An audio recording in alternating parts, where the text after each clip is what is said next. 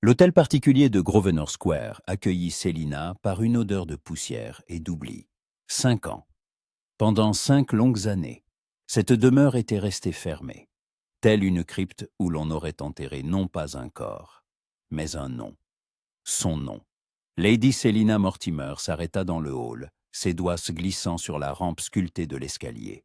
Le bois était froid, étranger, comme si ce n'était pas elle qui un jour avait dévalé ses marches en riant, un bouquet de roses à la main.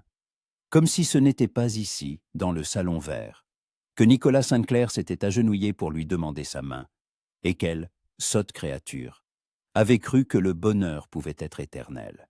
« Milady, j'ai fait ouvrir les fenêtres de votre chambre », annonça Mrs. Collins, la vieille intendante, surgissant des profondeurs de la maison en s'essuyant les mains sur son tablier.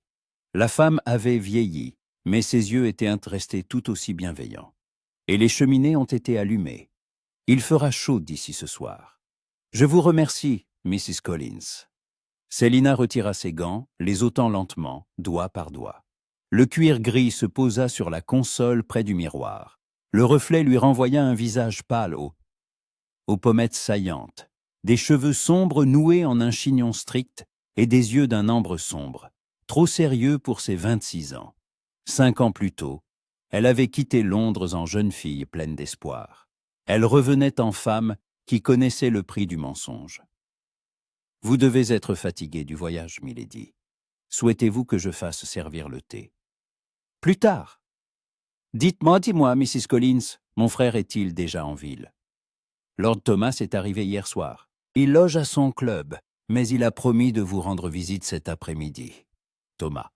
Le seul à ne pas lui avoir tourné le dos lorsque tout le beau monde de Londres murmurait derrière les éventails et dans les fumoirs, savourant le scandale.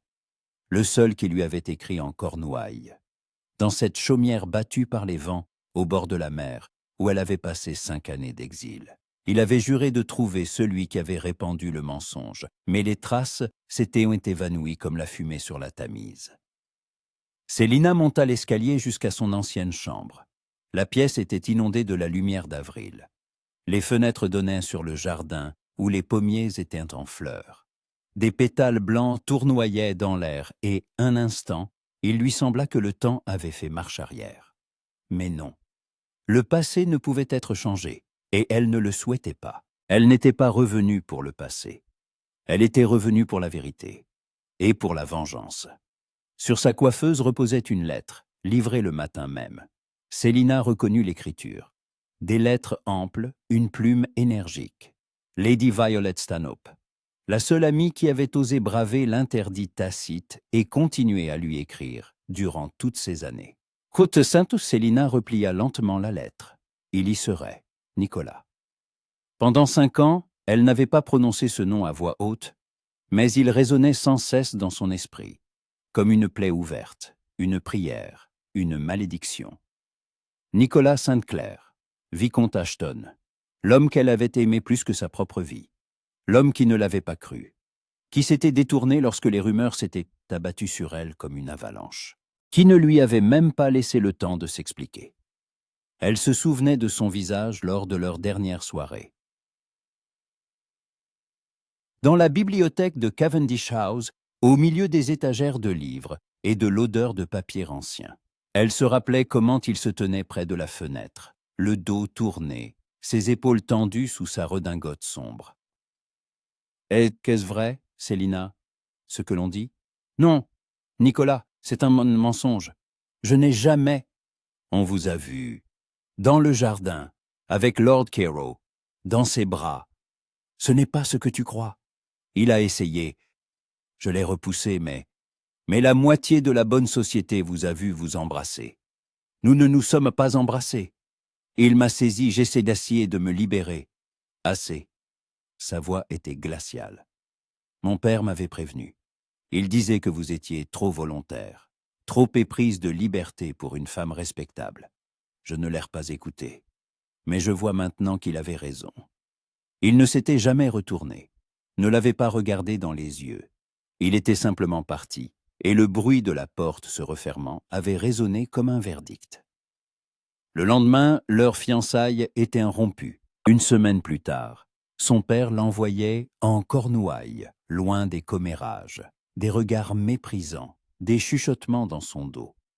Il était mort 2 ans plus tard, sans jamais connaître la vérité, sans jamais voir sa fille restaurer l'honneur de leur famille. Célina s'approcha de la fenêtre. Dans le jardin, un jardinier taillait les rosiers, les mêmes qui poussaient Kéla 5 ans auparavant. Le monde avait continué d'exister. Les gens avaient vécu, aimé, eu des enfants, étaient morts. Et elle était restée figée sous cette soirée maudite, dans ce mensonge que personne n'avait voulu démentir. Mais maintenant, elle en savait plus. La lettre reçue 1 mois plus tôt de Lady Margaret Holloway, une vieille amie de sa mère, avait tout changé. Sur son lit de mort, Lady Margaret avait décidé de soulager sa conscience. Elle avait écrit « Côte 86 ». Isabella Kingsley. La beauté aux cheveux d'or, à la peau de porcelaine et au sourire qui n'atteignait jamais les yeux. Elle était à ce bal. C'est elle qui, la première, avait accidentellement vu Célina dans le jardin avec Kay Arrow. C'est elle aussi qui avait consolé Nicolas après la rupture de leurs fiançailles. Célina serra les poings. La robe, rapportée de Paris 1 semaine plus tôt, était suspendue dans l'armoire. Une soie d'un vert émeraude profond, avec une taille empire et des manches ballons bouffantes, très à la mode. Son décolleté profond mettait en valeur la finesse de ses clavicules. Elle la choisirait pour ce soir. Qu'ils voient tous que Lady Selina Mortimer n'était pas revenue pour demander pardon. Elle était revenue pour l'exiger. On frappa à la porte, la tirant de ses pensées. « Lord Thomas Mortimer, Milady », annonça Mrs. Collins. Son frère fit irruption dans la pièce avec l'énergie qui le caractérisait. De 4 ans, son aîné Thomas était grand, avec des cheveux châtains et des yeux gris où brillaient à la fois la joie et l'inquiétude. « Célina !» s'exclama-t-il en la serrant dans ses bras. Elle sentit l'odeur familière de tabac et d'été et d'eau de Cologne. « Enfin, je craignais que tu ne changes d'avis. Je ne suis pas du genre à reculer, Thomas. Tu le sais bien. » Il s'écarta, examinant attentivement son visage. « Tu as changé, tu as mûri, tu es plus forte. 5 ans au bord de la mer, forgeant le caractère. Célina, j'ai appris quelque chose. Sur cette nuit-là. » Thomas baissa la voix, bien qu'ils fussent seuls. Un des domestiques de Cairo a parlé dans une taverne. Il a dit que son maître avait reçu une somme importante pour un high quote rendu à une certaine dame. J'ai tenté d'en savoir plus, mais Cairo est assez parti en Écosse il y a 2 ans. Des dettes de jeu. Je sais qu'il l'a payé. Célina sortit à la lettre de Lady Margaret et la tendit à son frère. Lise, Thomas l'y lut en silence, son visage s'assombrissant à chaque ligne. Bella Kingsley, siffla-t-il enfin. Cette vipère. Est-elle en ville en ce moment? Violette écrit que oui. Mieux encore, elle sera ce soir à la réception de la duchesse de Devonshire. Tu vas y aller? Absolument. Célina, reprit Thomas en lui prenant la main, je comprends ce que tu ressens. Mais sois prudente. Isabella est dangereuse. Elle ne reculera devant rien pour protéger sa réputation. Et le vicomte Ashton, quoi le vicomte Ashton? Il est marié, depuis 6 mois, à Lady Caroline Beckley. Célina se figea. La pièce se mit à tanguer, mais elle se força à respirer calmement. Marié. Nicolas était marié, bien sûr. 5 ans s'étaient écoulés. Un homme de sa condition avait besoin d'une épouse, d'un héritier, d'une lignée. Je vois que tu ne le savais pas, dit doucement Thomas. Non. Sa voix était étonnamment ferme. Mais cela ne change rien. Je ne suis pas venu pour lui. Je suis venu pour la vérité. Célina, Thomas, dit-elle en se tournant vers lui, un feu brûlant dans ses yeux. Il y a 5 ans, j'ai été chassée de cette ville comme une criminelle. Sans procès, sans droit à la défense. Une simple insinuation, un seul mensonge, et tout s'est effondré. Ma réputation, mon nom, mon avenir. Je ne laisserai pas cela impuni. Isabella Kingsley répondra de ses actes. Et tous ceux qui ont si facilement cru à ce mensonge connaîtront la vérité. Son frère la regarda longuement, puis hocha la tête. Très bien. Alors je viens avec toi. Je serai à tes côtés, quoi qu'il arrive. Je te remercie. Le reste de la journée se passa en préparatifs. Mary, sa fidèle femme de chambre qui l'avait suivie en exil et était revenue avec elle, l'aida à s'habiller. La soie émeraude drapait sa silhouette, soulignant sa taille fine. Ses cheveux furent coiffés en un chignon haut, quelques boucles encadrant son visage. Le collier de perles de sa mère se posa sur son cou, d'un poids froid. Célina se regarda dans le miroir sans se reconnaître. La jeune fille qui avait quitté Londres en larmes avait disparu. À sa place se tenait une femme prête à se battre. La voiture fut avancée à 8 heures. Thomas l'attendait en bas, en habit de soirée, une canéale à la main. Ils firent le trajet en silence, au son des roussés sur les pavés. Londres les accueillait avec ses lumières aux fenêtres, les rires des tavernes, les cris des marchands. La ville vivait sa vie, ignorante et indifférente aux drames des individus. L'hôtel particulier de la duchesse de Devonshire scintillait de centaines de bougies. Une musique s'échappait des fenêtres ouvertes, une valse, légère et moqueuse. Célina descendit de voiture au bras de son frère et s'immobilisa un instant à l'entrée. Son cœur battait si fort qu'elle crut qu'on pouvait l'entendre. « Es-tu prête ?» murmura Thomas. « Oui. » Le majordome les annonça à l'entrée de la salle de bal. Lord Thomas Mortimer et Lady Célina Mortimer. Les conversations cessèrent. Tous se tournèrent envers elle. 40 paires d'yeux emplis de curiosité, de réprobation, de surprise. Célina releva la tête et s'avança, au cœur de ce nid de guêpes. Et c'est là qu'elle le vit. Nicolas Sainte-Claire se tenait près de la cheminée, un verre de vin à la main, et la regardait. 5 ans ne l'avaient tant et pas changé. Les mêmes cheveux sombres, le même profil ciselé, les mêmes yeux gris-bleu qui, autrefois, la contemplaient avec amour. À ses côtés se tenait une femme, une blonde délicate en robe rose. Sa femme. Leurs regards se croisèrent à travers la salle, et Célina sentit le temps s'arrêter. Quelque chose passa dans ses yeux à lui. De la surprise, du remords, de la colère. Mais il baissa rapidement les yeux et se détourna. À quelques pas de lui, entourée d'admirateurs, riait Isabella Kingsley. Cheveux d'or, robe immaculée, sourire de triomphatrice. Célina serra son éventail si fort que les baleines d'os s'enfoncèrent dans sa paume. La partie pouvait commencer. La duchesse de Devonshire se révéla être une femme d'une 50aine d'années, aux yeux perçants et au sourire qui promettait à la fois protection et danger. Elle s'approcha la première de Célina, lui tendant une main couverte de bagues. « Lady Célina, enfin, j'attendais votre retour avec impatience. Londres est si ennuyeux sans de véritables scandales.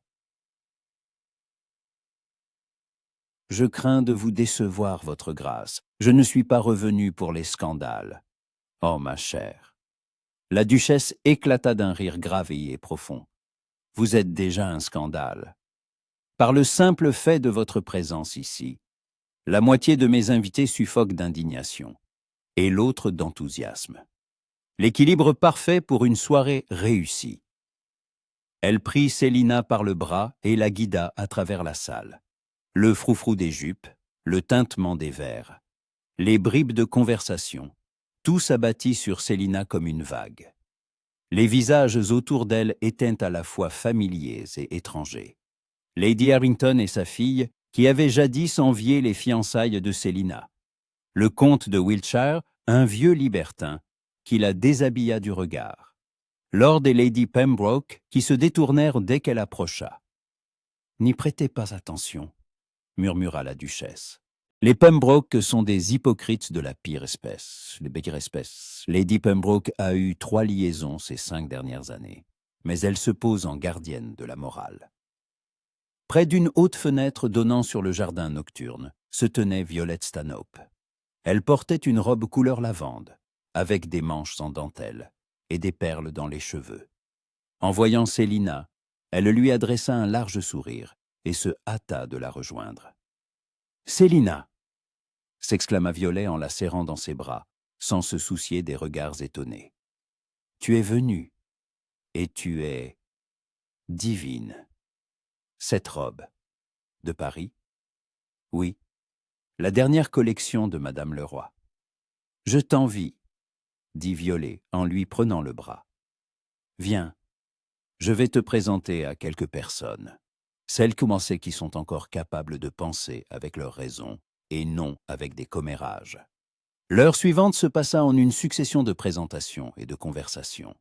Célina souriait, répondait aux questions, évitait les provocations. Le jeune vicomte Rutland admirait sa chevelure. La vieille Lady Agatha Forbes, une veuve excentrique réputée pour son esprit rebelle, déclara qu'elle avait toujours considéré cette vieille affaire comme une absurdité. Lord James Wellington, un militaire revenu des Indes, ignorait tout de son passé et s'entretint avec elle comme avec n'importe quelle dame de la société. Mais à travers toutes ces conversations, à travers les rires et la musique, Célina sentait le regard de Nicolas sur elle. Il ne s'approchait pas, mais il observait. Elle l'apercevait du coin de l'œil. Il se tenait près d'une colonne, puis se déplaça vers la table de champagne, pour se retrouver ensuite près des portes de la terrasse. Toujours à distance, toujours dans son champ de vision, sa femme, Lady Caroline, voltait dans la salle comme un papillon. Légère, souriante, sereine. Elle conversait avec Lady Harrington de la prochaine vente de charité, discutait avec la comtesse de Surrey de la nouvelle pièce au Théâtre Royal. Elle semblait être une jeune fille douce et innocente qui n'avait jamais connu la douleur. Célina se détourna. Elle n'avait pas besoin d'éprouver de la pitié pour sa rivale. Elle n'avait pas de rival. Nicolas avait fait son choix 5 ans plus tôt. Célina appela doucement Violette. « Isabella vient par ici. » Célina se redressa. Isabella Kingsley traversait la salle avec la grâce d'une prédatrice. Sa robe immaculée moulait sa silhouette. Ses cheveux d'or étaient arrangés en une coiffure complexe ornée de diamants. Elle était mi-tête magnifique et le savait. Lady Célina, la voix d'Isabella était comme du miel empoisonné. Quelle surprise! J'avais entendu parler de votre retour, mais je ne pensais pas vous voir si tôt en société. C'est une démarche audacieuse. Lady Isabella, répondit Célina en inclinant la tête dans une révérence minimale. Je vous remercie de votre sollicitude, mais les démarches audacieuses ne m'ont jamais effrayé. Vraiment. Isabella ouvrit son éventail, la fine dentelle masquant la moitié inférieure de son visage, mais laissant voir ses yeux, froids, calculateurs. Pourtant, il me semble qu'il y a 5 ans, vous avez préféré la fuite. Les Cornouailles, Merle, n'est-ce que pas? Un endroit charmant, si reculé.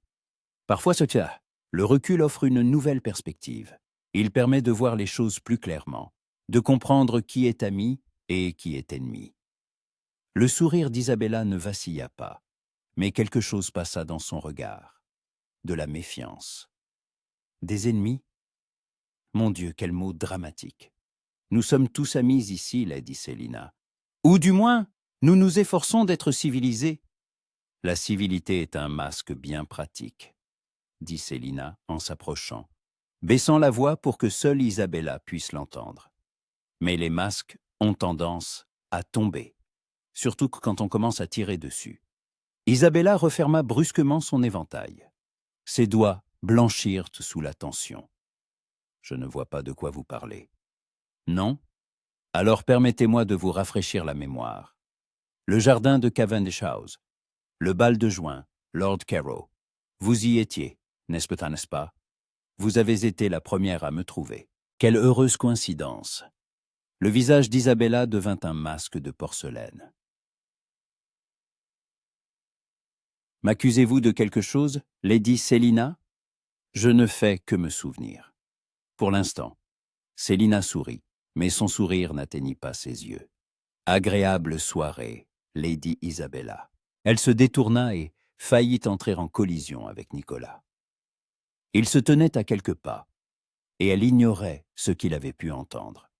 Leurs yeux se rencontrèrent, Et le monde se rétrécit à cet instant, à l'espace entre eux, empli de tout ce qui n'avait pas été dit.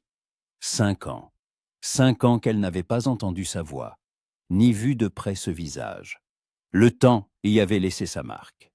Les rides au coin de ses lèvres s'étaient creusées. Une lassitude qu'elle ne lui connaissait pas alourdissait son regard.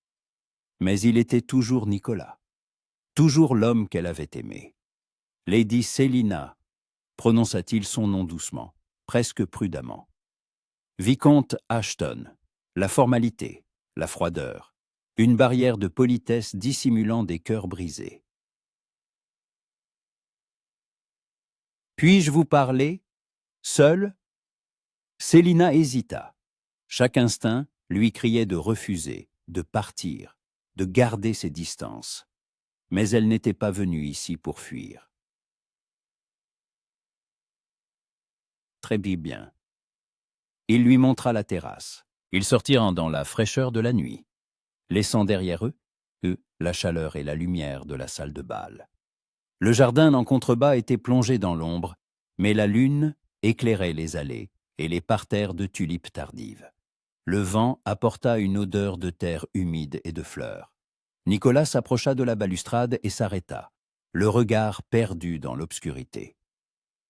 Célina resta près de la porte, maintenant une distance entre eux. « J'ignorais que vous étiez de retour », commença-t-il sans se retourner. « Thomas ne m'en a pas informé. Mon frère n'a pas à vous rendre compte de mes déplacements. Non, bien sûr que non. » Il se tourna, et la lumière de la lune éclaira son visage. « Célina, Lady Célina », le corrigea-t-elle froidement. « Nous ne sommes plus en des termes qui nous autorisent à nous appeler par nos prénoms, milord. » Il grimaça comme s'il venait de recevoir un coup. « C'est juste. Lady Célina, j'aurais dû le dire il y a longtemps. Je suis désolé pour ce qui s'est passé, pour la façon dont j'ai agi. » Vous êtes désolé. Elle répéta ces mots lentement, comme pour en tester la saveur. 5 ans de ma vie, de mon nom, de ma réputation. Et vous êtes désolé. Je sais que ce n'est pas suffisant.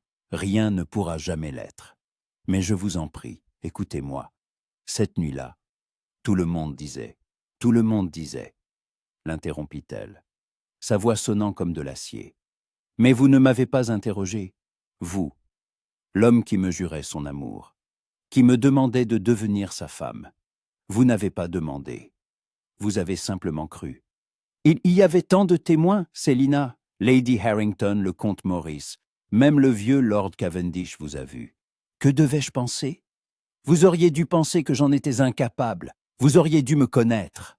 Sa voix se brisa en un cri, et elle se tut, les lèvres serrées. Ne pas montrer sa faiblesse, ne pas le laisser voir à quel point il l'avait blessée.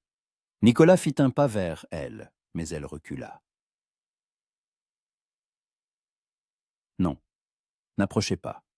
Célina, je vous en supplie, si je pouvais tout changer.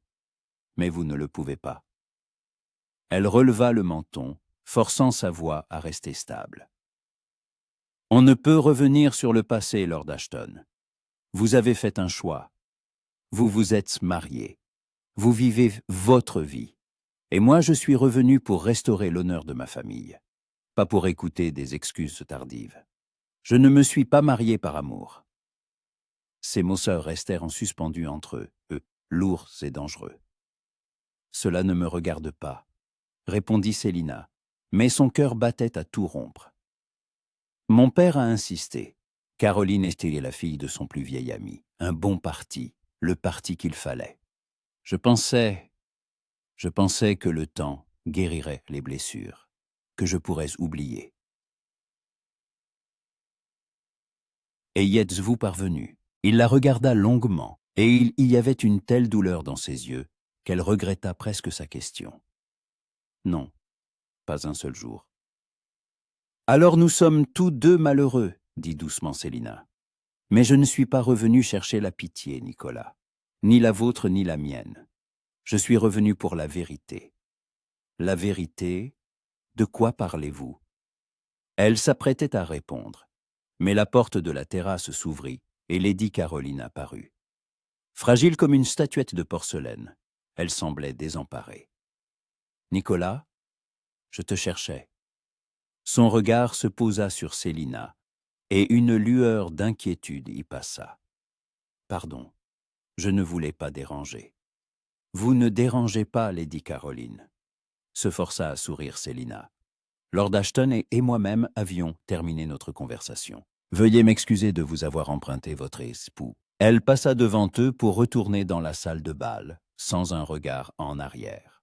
Tout brûlait en elle, mais son visage restait calme, froid, un masque.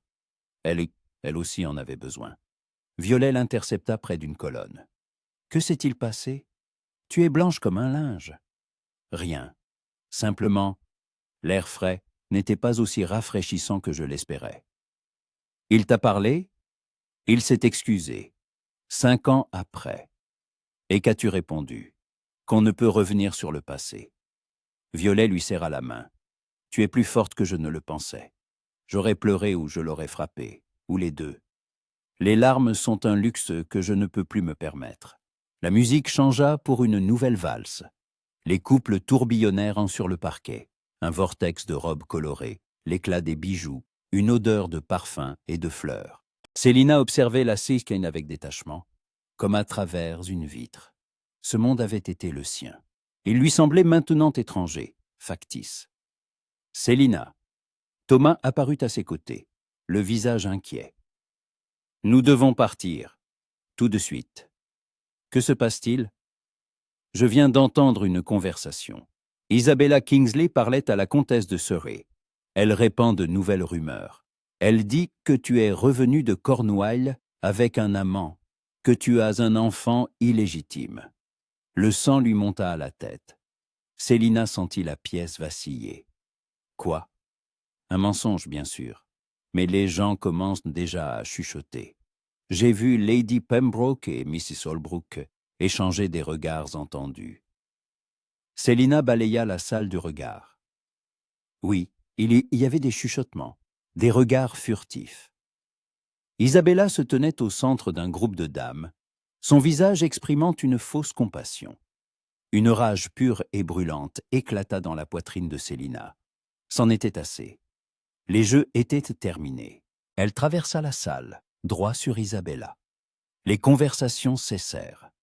La musique continuait de jouer, mais les danseurs ralentirent, observant la scène. Lady Isabella, la voix de Célina résonna dans la salle, claire et froide.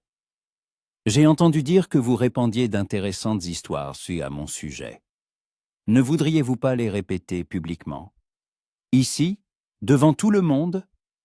Ou votre courage se limite-t-il aux messes basses, derrière un éventail ?» Isabella pâlit. « Je ne sais pas de quoi vous... Ne mentez pas. Vous savez mentir à la perfection. Nous le savons toutes les deux. Il y a 5 ans, vous avez détruit ma vie par un mensonge. Vous essayez de recommencer. Mais je ne suis plus la jeune fille naïve d'autrefois, Lady Isabella. Et cette fois, je me battrai. » La salle était pétrifiée. Tous les regards étaient tournés vers elle. 2 femmes, 2 adversaires, face à face. Isabella se redressa, son visage se durcissant. « Vous me menacez. Je vous le promets. La vérité éclatera. Tout ce que vous avez fait, tous vos petits secrets sordides. Je trouverai des preuves, et quand je les aurai, tout Londres saura qui vous êtes réellement. Vous avez perdu la raison. Peut-être. 5 ans d'exil peuvent rendre fou, mais je suis assez saine d'esprit pour vous anéantir, Lady Isabella. Souvenez-vous-en. » Célina tourna les talons et quitta la salle. Thomas et Violet la suivirent. Derrière elle explosa un tumulte de voix, indignée, admirative, choquée. Qu'il parle, qu'il cancane. La guerre était déclarée. Dans la voiture qui les ramenait, Thomas demanda « Es-tu sûr que c'était judicieux ?»« Non, admit Célina, mais c'était nécessaire. Fini les jeux dans l'ombre. Si Isabella veut la guerre, elle l'aura. » Elle regarda par la fenêtre la nuit londonienne, et son reflet lui renvoya des yeux brûlants, déterminés, sans peur. Célina Mortimer était rentrée chez elle, et elle ne s'arrêterait pas avant d'avoir repris tout ce qu'on lui avait volé. Le matin trouva Célina dans la bibliothèque. Elle n'avait pas dormi de la nuit. Après son retour du bal, le sommeil semblait un luxe impossible. Au lieu de cela, elle avait fouillé de vieilles lettres, des journaux intimes, tout ce qui pouvait contenir le moindre indice. Les bougies s'étaient maintes consumées, et maintenant, les premiers rayons de l'aube perçaient à travers les lourds rideaux de velours, baignant la pièce de teintes grisâtres. Sur la table devant elle reposait la lettre de Lady Margaret Holloway, celle qui avait tout changé. Célina la relisait encore et encore, comme si les mots pouvaient se transformer, révéler quelque chose de nouveau. Mais ils restaient les mêmes. La confession tardive d'une mourante, mais une confession qui était la vérité. La porte grinça doucement. Thomas entra en robe de chambre, les cheveux en désordre, tenant une tasse de café fumant. « Tu ne t'es donc pas couché ?» constata-t-il. « Je n'ai pas pu. » Il s'assit dans le fauteuil en face d'elle, lui tendant une deuxième tasse qu'elle n'avait pas remarquée. « Bois. Tu vas avoir besoin de force. La journée sera longue. » Célina prit la tasse, sentant la chaleur se répandre dans ses doigts. Le café était fort, avec un arrière-goût d'amertume. « Je pensais à ce que j'ai dit hier, avoua-t-elle. Accuser publiquement Isabella, c'était peut-être imprudent. Peut-être, mais efficace. Toute la ville ne parle que de ça aujourd'hui. 3 billets ont déjà été livrés, de la duchesse de Devonshire, de Lady Agatha Forbes et d'une certaine Mrs. Evelyn Turner que je ne connais pas. Evelyn Turner ? Célina fronça les sourcils. Ce nom me dit quelque chose, mais je ne me souviens plus d'où. Elle écrit qu'elle était la dame de compagnie de Lady Margaret ces dernières années. Elle souhaite te rencontrer. Elle dit en savoir plus que ce qui était dans la lettre. Célina se redressa, la fatigue s'évanouissant instantanément. Quand peut-elle venir ? Cet après-midi, si tu es d'accord. J'ai déjà envoyé qu'une réponse affirmative. Thomas, je suis ton frère, et je t'aiderai jusqu'à ce que nous découvrions la vérité. Toute la vérité. Célina se leva et s'approcha de la fenêtre. Le jardin s'éveillait. Les oiseaux chantaient dans les branches du vieux chêne. Le jardinier travaillait déjà près des parterres de narcisses. Un matin ordinaire dans une ville ordinaire. Mais pour elle, tout avait changé. « Nicolas, dit-elle doucement, il m'a parlé hier. Il s'est excusé. J'ai vu. Et je ne sais pas ce que je ressens. De la colère, du ressentiment. Mais quand il était là près de moi, quand il me regardait, elle se tut, la paume pressée contre la vitre froide. Une partie de moi se souvient encore de ce que c'était que de l'aimer. Célina, il est marié. Je sais, et cela n'a pas d'importance. Même s'il était libre, je ne suis pas sûr que je pourrais lui pardonner. Il ne m'a pas cru, Thomas. Au moment le plus crucial de ma vie, il a choisi les rumeurs plutôt que moi. Alors pourquoi penses-tu à lui ? Elle se tourna et ses yeux étaient empreints de tristesse. Parce qu'on ne peut pas simplement cesser d'aimer. Peu importe à quel point on le voudrait. L'amour n'obéit pas à la raison. Thomas s'approcha et lui passa un bras autour des épaules. Tu mérites mieux. Un homme qui te croira sans réserve quoi qu'il arrive. Peut-être que de tels hommes n'existent que dans les romans. Ou peut-être que tu n'as tout simplement pas encore rencontré le bon. Célina eut un sourire mélancolique et retourna à la table. Le travail était le meilleur remède aux pensées sombres.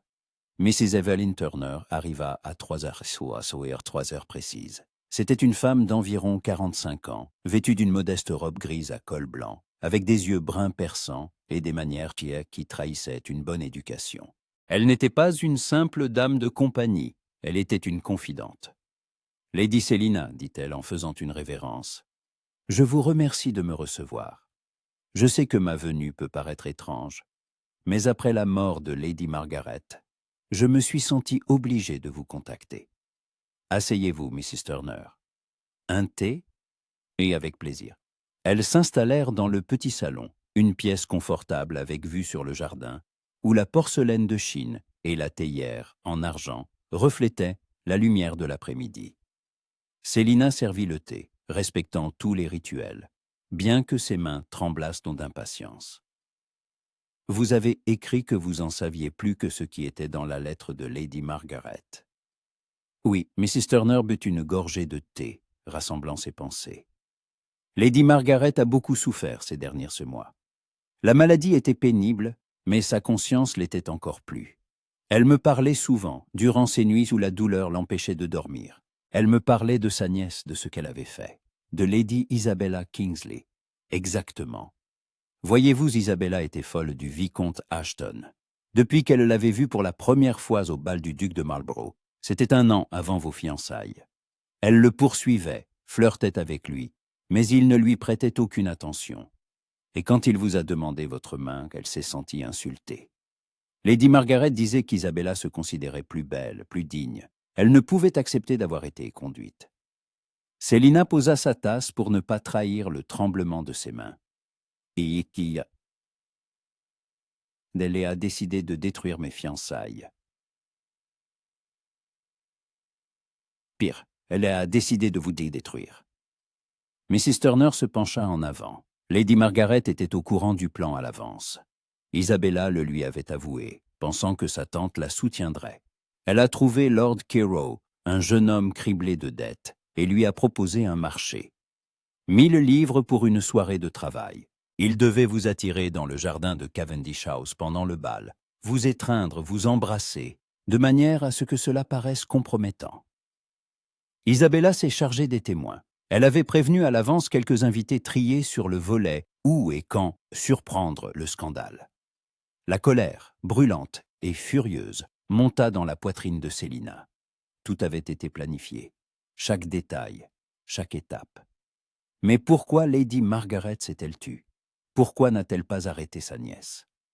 Mrs. Turner baissa les yeux. La peur. Isabella a menacé de l'accuser de détournement de fonds familiaux. C'était un mensonge, bien sûr, mais le scandale aurait ruiné Lady Margaret. Elle était veuve sans revenu propre, vivant au crochet de la famille Kingsley. Elle a choisi le silence. Et puis, quand tout est arrivé, quand vous avez été exilé, elle a essayé d'oublier. Mais sa conscience ne lui laissait aucun repos. Et quand les médecins lui ont dit qu'il ne lui restait que quelques semaines, elle a décidé de réparer au moins une partie de ses torts. Avez-vous des preuves, des lettres, des notes? En partie. Mrs. Turner sortit de son réticule une petite liasse de lettres nouées par un ruban. C'est la correspondance d'Isabella avec Lord Carew. Lady Margaret les a trouvées dans son ancienne chambre, quand Isabella a emménagé dans son propre hôtel particulier après son mariage. Il n'y a pas d'aveu direct, mais des allusions, des mentions du plan, de la solution au problème Mortimer. Assez pour soulever des questions.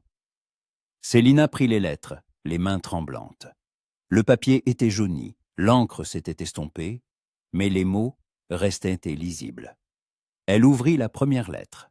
L'écriture d'Isabella, ample et assurée. « Sa chère Lord Carew, je vous remercie d'avoir accepté de m'aider dans une affaire délicate. Si joindre la première partie de la somme, comme convenu, vous recevrez le reste après le succès de l'entreprise. N'oubliez pas, le bal de juin, le jardin, vers 11h du soir. Lady Ems portera une robe rose. Tâchez d'être convaincant. Ika. Court, prudent, mais suffisamment compromettant. » Célina parcourut les autres lettres, 5 au total, écrites au cours du mois précédant le bal. Elles étaient professionnelles, froides, calculatrices. « Cela peut aider, murmura-t-elle. Mais il faut plus. Il faut Lord Carew lui-même. Son témoignage. »« Il est en Écosse, » rappela Thomas, qui avait observé toute la conversation en silence. « J'ai fait des recherches. Il vit à Édimbourg, joignant à peine les deux bouts. Les 1000 livres d'Isabella ont vite été dilapidés aux cartes. Il y a qui, alors nous allons à Édimbourg. Célina, c'est un voyage de plusieurs jours. Je sais. Mais nous avons besoin de son témoignage. Les lettres, c'est bien, mais un témoin vivant, c'est mieux. Si nous pouvons le convaincre de dire la vérité, si nous lui offrons une protection contre les représailles d'Isabella, il pourrait accepter. Thomas réfléchit, puis hocha la tête. D'accord, je m'occupe de tout. Nous partirons après-demain, déjà que nous aurons préparé la voiture, et trouvé une dame de compagnie convenable pour les convenances. J'irai, proposa Mrs. Turner. Je n'ai pas d'attaches à Londres, et je veux aider. C'est ce que Lady Margaret aurait voulu.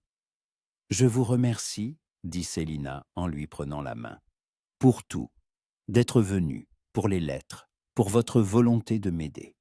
C'est le moins que je puisse faire. Mais il y a autre chose que vous devez savoir.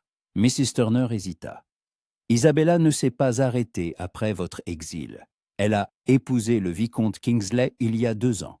Le mariage a été bref. Il est mort dans des circonstances mystérieuses. Une chute de cheval à la chasse. Mais les domestiques murmuraient que le cheval avait été effrayé intentionnellement. Quelqu'un aurait caché un chardon dans la selle. Un frisson parcourut l'échine de Célina.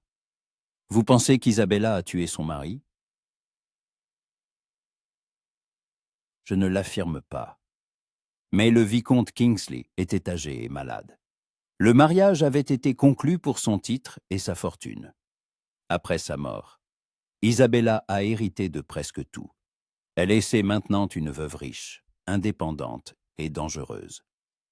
Raison de plus pour l'arrêter, dit sombrement Thomas. Si elle est capable de meurtre, pour l'instant, ce ne sont que des rumeurs, l'interrompit Célina. Concentrons-nous sur ce que nous pouvons prouver. Le scandale d'il y a 5 ans, sa collusion avec Carrow, c'est suffisant pour détruire sa réputation. Ils discutèrent encore 1 heure des détails du voyage.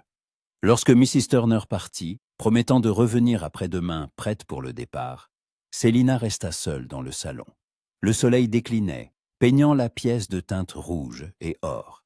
Elle tenait les lettres d'Isabella dans ses mains, ces fragiles feuilles de papier capables de tout changer. 5 ans d'attente, et enfin, la voie vers la justice se dessinait clairement. On frappa à la porte, interrompant ses pensées. Le majordome entra avec un plateau d'argent. « Milady, une lettre vient d'être livrée. Le coursier a dit que c'était urgent. » Célina prit l'enveloppe. Le papier était de qualité, scellé d'une cire noire portant un cachet qu'elle reconnut instantanément. Le blason des Sinclair. Son cœur s'accéléra. Elle ouvrit l'enveloppe avec des doigts tremblants. Coatouentrano, Célina relut la lettre 3 fois. Il n'en sait plus. Qu'est-ce que cela signifiait? Était-il lié d'une manière ou d'une autre au plan d'Isabella? Ou avait-il appris quelque chose depuis?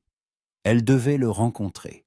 La curiosité et le besoin de réponse l'emportaient sur la prudence. Mais y aller seul serait une folie. Nicolas était marié, et une rencontre en tête-à-tête pourrait engendrer de nouvelles rumeurs. « Thomas !» appela-t-elle. Son frère apparut de la pièce voisine. Que se passe-t-il? Lys. Il parcourut rapidement la lettre et fronça les sourcils. Cela pourrait être un piège, ou simplement une impulsion émotionnelle de sa part. Mais s'il sait vraiment quelque chose d'important, nous ne pouvons pas laisser passer cette chance. Alors je viens avec toi. Non, ta présence l'effraierait. Il ne dira rien de franc en présence d'un témoin, mais j'emmènerai Violet. Elle attendra à proximité, en vue, mais hors de portée de voix. Ainsi les convenances seront respectées, et je pourrai lui parler librement. Thomas hésita, puis acquiesça. D'accord, mais je ne serai pas loin, au cas où quelque chose tournerait mal. Célina passa le reste de la soirée dans une réflexion anxieuse. Que pouvait bien savoir Nicolas? Pourquoi s'était-il tu pendant 5 ans? Et pourquoi avait-il décidé de parler maintenant, après son retour? La nuit tomba lentement, enveloppant l'hôtel particulier dans l'obscurité. Célina se tenait à la fenêtre de sa chambre, contemplant les étoiles au-dessus de Londres. Quelque part là-bas, dans une autre demeure, Nicolas ne dormait pas non plus. se préparant à la rencontre du lendemain. Pensait-il à elle comme elle pensait à lui? Ou sa conscience ne lui laissait-elle simplement aucun repos? Demain, elle le saurait. Demain, beaucoup de choses s'éclairciraient. Ou s'embrouilleraient encore davantage. Hyde Park accueillit Célina par un bruissement de feuilles et le chant des alouettes. Le soleil d'avril perçait à travers la cime des arbres, dessinant des ombres de dentelle sur les allées. L'air était frais, avec un avant-goût de verdure et de terre humide. Au loin, près du lac Serpentine, le haut scintillait, et des cygnes blancs glissaient sur sa surface, laissant derrière eux des cercles concentriques. Célina marchait lentement, tenant une ombrelle, un hommage à la mode et aux convenances, bien que le ciel fût sans nuages. Sa robe couleur ivoire, ornée de rubans lilas, bruissait à chacun de ses pas. Elle l'avait choisie à dessein, stricte, modeste, ne prêtant pas le flanc aux médisances. La rencontre d'aujourd'hui était déjà assez risquée. Violet marchait à quelques pas derrière elle, feignant la promenade. Elles avaient convenu que son ami resterait sur un banc près du grand marronnier, en vue, mais assez loin pour ne pas entendre la conversation. Thomas, fidèle à sa parole, se trouvait quelque part à proximité. Célina ne le voyait pas, mais savait que son frère veillait. Nicolas attendait au bord de l'eau, le dos tourné à l'allée. Une haute silhouette dans une redingote bleu marine, de larges épaules, la tête légèrement inclinée. Il regardait le lac, et quelque chose dans sa posture trahissait une tension, une lutte intérieure. Célina s'arrêta à quelques pas, rassemblant son courage. Lord Ashton. Il se retourna brusquement, comme si sa voix l'avait tiré d'une profonde rêverie. Leurs yeux se rencontrèrent, et son regard était si chargé d'émotion qu'elle recula involontairement d'un pas. « Vous êtes venu, » dit-il doucement. « Je craignais que vous ne refusiez. Vous avez promis des informations. Je suis venu pour écouter, rien de plus. Je comprends. » Il désigna un sentier le long du lac. « Promenons-nous. Il y a trop de monde ici. Ce que j'ai à dire n'est pas pour des oreilles indiscrètes. » Célina hésita, puis acquiesça. Ils longèrent la rive, maintenant une distance respectable entre eux. Violet les suivit à distance. Ils marchèrent un moment en silence. Une légère brise ridait l'eau, apportant une odeur d'algues et de pierres chaudes. Quelque part, des enfants riaient. Une gouvernante rappelait à l'ordre un garçon turbulent. Le monde était si paisible, si ordinaire, et si éloigné de la tempête qui faisait rage dans l'âme de Célina. « J'ignorais tout. » Commença enfin Nicolas, le regard fixé devant lui. « Cette nuit où vous avez été accusé, j'ignorais la vérité. J'ai vraiment cru ce qu'on me disait, ce que j'avais vu de mes propres yeux. Je m'en souviens. Mais plus tard, quelques mois après, j'ai commencé à douter. » Il s'arrêta et se tourna vers elle. Trop de choses ne collènent pas. Les témoins étaient apparus trop à propos. Lord Carew, qui ne vous avait jamais manifesté le moindre intérêt, s'était soudain trouvé dans le jardin à ce moment précis. J'ai commencé à poser des questions. Et qu'avez-vous découvert? Mon père m'en a empêché. La voix de Nicolas se durcit. Le comte de Wiltshire, mon défunt père, que tous considéraient comme un modèle d'honneur. Il a dit qu'il était inutile de remuer le passé, que vous étiez déjà parti, que le scandale s'était apaisé, et qu'il valait mieux en rester là, que je devais me remarier, perpétuer la lignée, oublier. Mais vous n'avez pas oublié. Non, j'ai essayé. Dieu sait comme j'ai essayé. Il passa une main sur son visage, mais vous me hantiez. Dans chaque femme que je rencontrais, je vous cherchais, et aucune ne vous ressemblait. Aucune ne riait comme vous, ne regardait le monde avec une telle curiosité et une telle passion. Le cœur de Célina se serra, mais elle se força à rester froide. « Cela n'explique pas pourquoi vous m'avez invité ici, milord. Qu'avez-vous appris ?» Nicolas sortit de la poche intérieure de sa redingote un papier plié. « Il y a 3 semaines, j'étais dans le domaine de mon père, à trier ses papiers. Il est décédé l'automne dernier, comme vous l'avez peut-être entendu. Dans ses documents personnels, j'ai trouvé ceci. » Il lui tendit le papier. Célina le déplia avec des doigts tremblants. C'était une lettre, datée d'août de cette année maudite. L'écriture était féminine, élégante. « Milord comte, je vous remercie de votre soutien dans cette affaire délicate. Le plan a parfaitement réussi. Votre fils est désormais libéré d'un parti inapproprié, et Miss Mortimer a reçu ce qu'elle méritait. La somme ci jointe n'est qu'une infime partie de ma gratitude. J'espère que nous pourrons poursuivre notre collaboration à l'avenir. Avec mon profond respect, I.K. » Célina lut et relut, n'en croyant pas ses yeux. Le comte de Wiltshire, le père de Nicolas. Il faisait partie du complot. Il avait aidé Isabella. Votre père, murmura-t-elle. Il savait. Plus que ça, il a participé. Oui, la voix de Nicolas était pleine d'amertume. Je ne voulais pas y croire. J'ai relu cette lettre des dizaines de fois, espérant me tromper. Mais les faits sont irréfutables. Mon père vous considérait comme un parti inapproprié pour moi. Votre famille était noble, mais pas assez riche, pas assez influente. Il voulait que je me marie dans les plus hautes sphères. Quand j'ai annoncé nos fiançailles, il s'y est opposé. Nous nous sommes disputés. Et puis le scandale a éclaté. Et il l'a utilisé, ou a aidé à le créer. Isabella Kingsley était la nièce d'un de ses vieux amis. Ils se connaissaient depuis des années. Je pense qu'elle s'est venue le voir avec son plan, ou qu'il lui a lui-même proposé son aide. Peu importe. Le résultat est le même. Il nous a trahis tous les deux. Moi, son fils, et vous, une femme innocente. Célina sentit les larmes lui monter aux yeux, mais elle se retint. Elle pleurerait plus tard, seule. Pour l'instant, elle avait besoin de clarté d'esprit.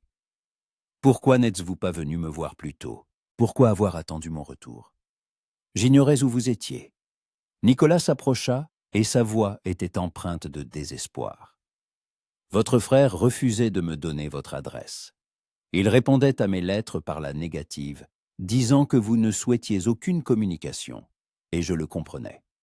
Après ce que j'avais fait, la façon dont j'avais agi, je n'avais aucun droit de demander pardon. Vous compreniez bien. Célina, je vous en prie, écoutez-moi jusqu'au bout. Il lui prit la main, et elle ne la retira pas, trop secouée par ces révélations. Quand j'ai trouvé cette lettre, j'ai compris toute l'ampleur de la trahison. Non seulement votre exil, mais aussi le fait que mon propre père me considérait si faible, qu'il a décidé de manipuler ma vie. J'étais furieux. Je voulais venir vous voir immédiatement, mais j'ai alors appris votre retour. Et vous avez pensé qu'une rencontre dans un parc arrangerait tout? Sa voix était dure, mais Nicolas ne recula pas. J'ai pensé que vous méritiez de connaître la vérité. Toute la vérité. Cette lettre est la preuve de la culpabilité d'Isabella Kingsley et de mon père. Vous pouvez l'utiliser pour laver votre nom. Célina le regarda longuement, étudiant chaque trait de son visage. Il paraissait plus vieux qu'il y a 5 ans. Les rides au coin des yeux, des mèches grises aux tempes, une lassitude dans le regard. Son mariage ne l'avait pas rendu heureux. C'était évident. Vous êtes marié, Nicolas. Il tressaillit en entendant son prénom. Oui, et c'est ma punition. Caroline est une femme bonne, douce, docile, obéissante. L'épouse parfaite selon tous les critères de la société. Mais je ne l'aime pas. Je ne le peux pas. Parce que tout mon cœur restait avec vous, dans ce jardin maudit, où j'ai tourné le dos à la seule femme que j'ai jamais aimée. « Ne dites pas cela, murmura Célina en reculant. Vous n'en avez pas le droit. Je sais, mais je devais le dire, au moins une fois, avant que vous ne disparaissiez à nouveau de ma vie. Je ne disparais pas. Je suis ici à Londres, et j'ai l'intention de rester. Je restaurerai mon nom, je démasquerai Isabella, et tout le beau monde connaîtra la vérité. Et vous, Lord Ashton, vous pouvez m'y aider ou rester à l'écart. Mais entre nous, tout est fini. Il y a 5 ans, dans la bibliothèque de Cavendish House. Célina, non. Elle leva la main pour l'arrêter. Vous avez fait un choix. Vous ne m'avez pas cru quand c'était le plus important. Et maintenant, vous êtes marié et lié par le devoir à une autre femme. Quoi qu'il y ait en tout entre nous, c'est mort et enterré. Mes sentiments sont bien vivants. Alors c'est votre fardeau, pas le mien. Sa voix tremblait, mais elle tenait bon. Je vous suis reconnaissante pour cette lettre. C'est une preuve importante. Puis-je la prendre? Il lui tendit la lettre et en silence. Et leurs doigts s'effleurèrent un instant. Une étincelle parcourut sa peau et Célina retira vivement sa main, cachant la lettre dans son réticule. « Si vous avez besoin d'une aide supplémentaire, dit Nicolas doucement, un témoignage de l'influence dans la société, tout ce qui peut aider à restaurer votre honneur, je suis à votre service. Pourquoi? Par culpabilité. Par amour. » Il le dit simplement, sans emphase. Et ces mots n'en résonnèrent que plus terriblement. Je vous aime, Célina. Je vous aimais alors. Je vous aime maintenant. Et je vous aimerai jusqu'à la fin de mes jours. Même si vous ne me pardonnez jamais, même si vous me haïssez, cela ne changera rien à ce que je ressens. Célina ferma les yeux, luttant contre l'envie de pleurer, de crier, de le frapper. Comment osait-il lui dire cela maintenant, alors que tout était perdu, qu'entre eux se dressaient des années de douleur et une autre femme? « Partez, souffla-t-elle, je vous en prie, partez. Célina, partez. » Il se figea, comme si elle l'avait giflé, puis hocha lentement la tête. Il s'inclina avec une courtoisie impeccable et s'éloigna le long de l'allée. Célina le suivit du regard jusqu'à ce que sa haute silhouette se dissolve parmi les arbres et les promeneurs. Ce n'est qu'alors qu'elle se permit de s'effondrer sur le banc le plus proche. Ses mains tremblaient, sa respiration était saccadée, et le monde tournait devant ses yeux.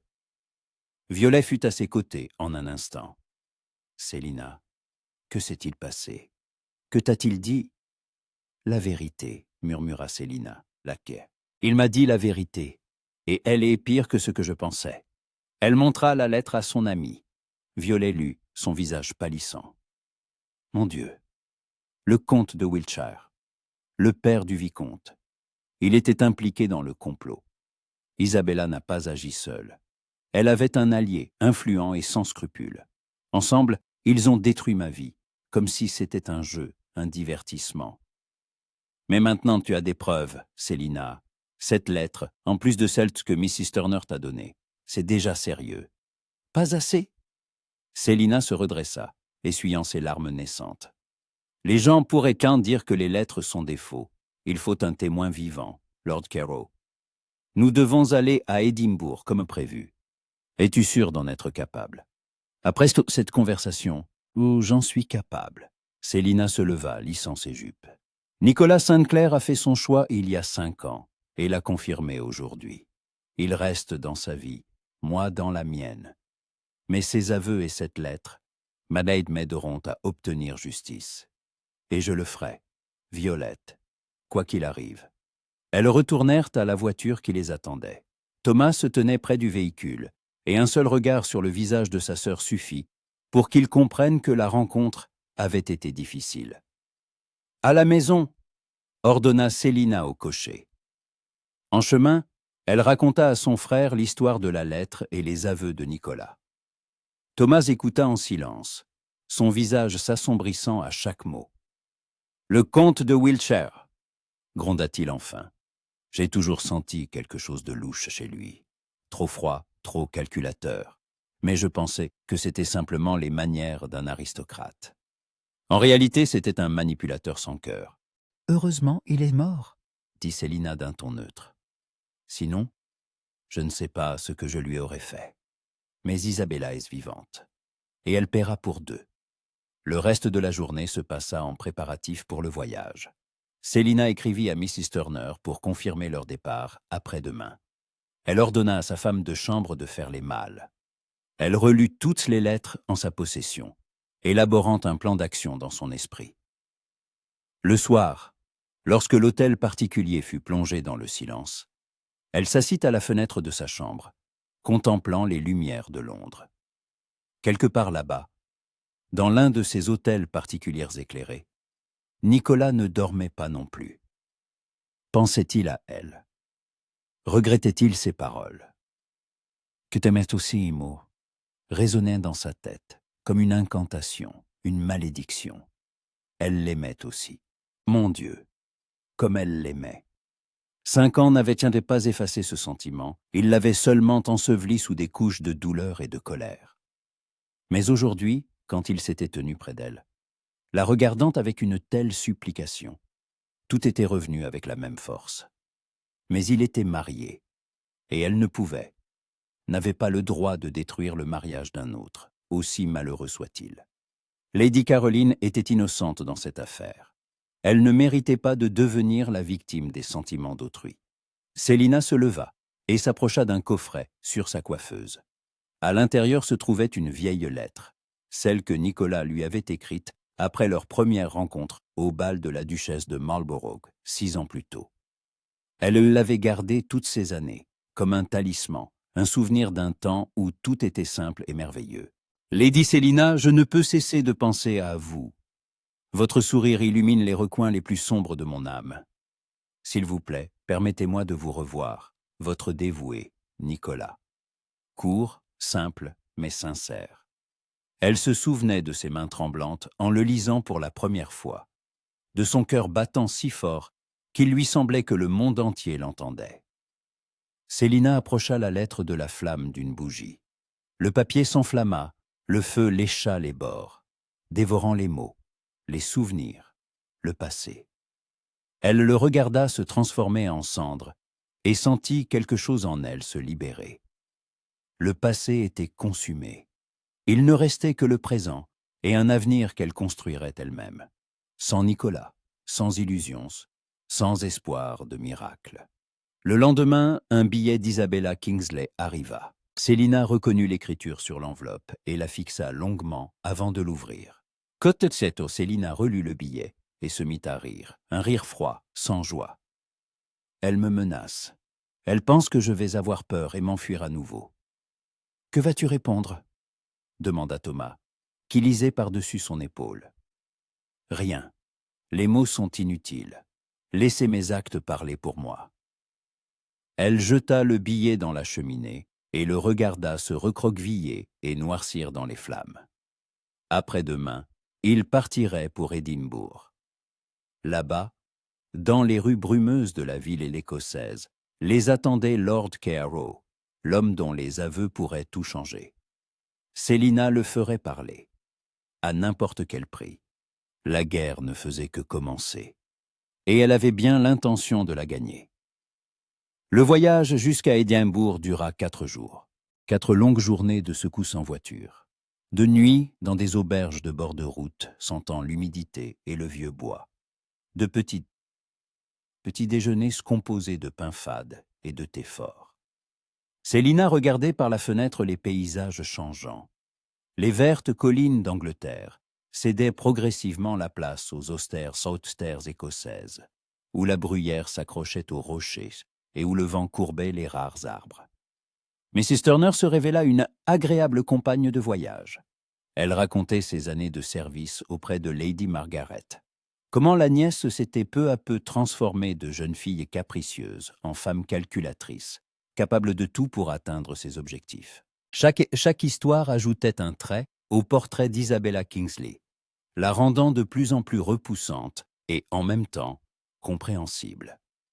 Elle était le produit d'une société qui valorisait la beauté et la richesse au-dessus de l'honnêteté, où une femme ne pouvait parvenir à ses fins que par la manipulation et l'intrigue. « Savez-vous, Lady Célina, » dit Mrs. Turner le soir du 3e jour, alors qu'ils s'étaient arrêtés dans une petite auberge près de la frontière. « Lady Margaret m'a dit un jour qu'Isabella n'avait jamais vraiment aimé le vicomte Ashton. Elle aimait l'idée d'être vicomtesse. Elle aimait la pensée de triompher de vous. Pour elle, c'était une compétition, un jeu qu'elle devait gagner à tout prix. » Célina remua lentement son thé, les yeux fixés sur le feu dans l'âtre de l'auberge. « Alors elle a perdu. Nicolas ne l'a pas épousée, elle, mais Lady Caroline. Mais elle a détruit vos fiançailles. À ses yeux, c'était là sa victoire. Alors je lui montrerai ce qu'est une véritable défaite. » Thomas, assis près de la fenêtre avec sa pipe, se tourna vers elle. « Nous arriverons à Édimbourg demain vers midi. J'ai pris des renseignements par un ami. Lord Carew vit dans le vieux quartier, près du Royal Mile. Modestement, mais pas dans les bas-fonds, il loue des chambres au-dessus d'une librairie. « Sait-il que nous venons » demanda Célina. « Non. J'ai pensé qu'il valait mieux le prendre par surprise. Si nous le prévenons, il pourrait s'enfuir ou se préparer à mentir. C'est judicieux. » Célina passa une nuit agitée. Le lit étroit de sa chambre d'auberge grinçait à chaque mouvement. Le vent hurlait dehors. Et à travers les minces cloisons, on n'entendait que les ronflements des autres clients. Mais surtout, ses pensées ne lui laissaient aucun repos. Demain, elle rencontrerait l'homme qui avait accepté de détruire sa vie pour de l'argent. Que lui dirait-elle? Comment le forcerait-elle à dire la vérité? Elle se souvint de cette soirée dans le jardin de Cavendish House.